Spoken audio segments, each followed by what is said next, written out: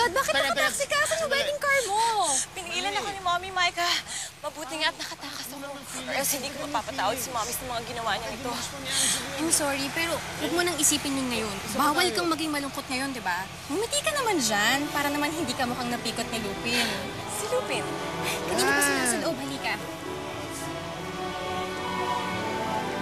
Yan. Yes. Wow. Hoy, kaninang pa pinagmamasan si Lupin, ha? Ha?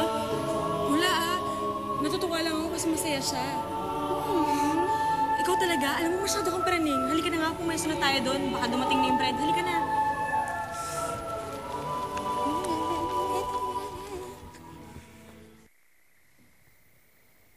Sino ka? At anong may paglilingkod ko sa iyo, iho? Father, pasensya na. Kailangan ko na.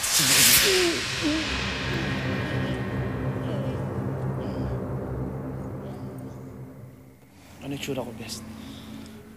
Ang gwapo mo, syempre. Alam mo, sarap mong kurutin. Aray, aray. Yan, kapo ka na.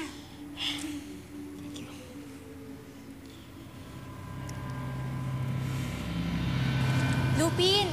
Nandyan na si Angeline. Magsimula na tayo. Asan yung pare? Ay, sandali lang. Tawagin ko. Uy, samahan niyo naman ako kay Father Roderick.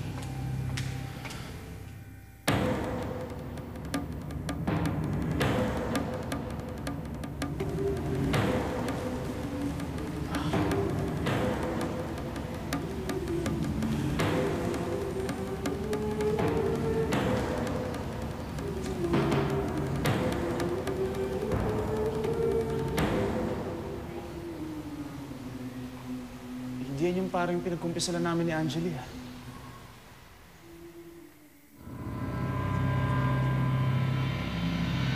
Kayong dalawa, doon kayo. Kayong dalawa, doon kayo. May tatlo. Sumunod kayo sa akin.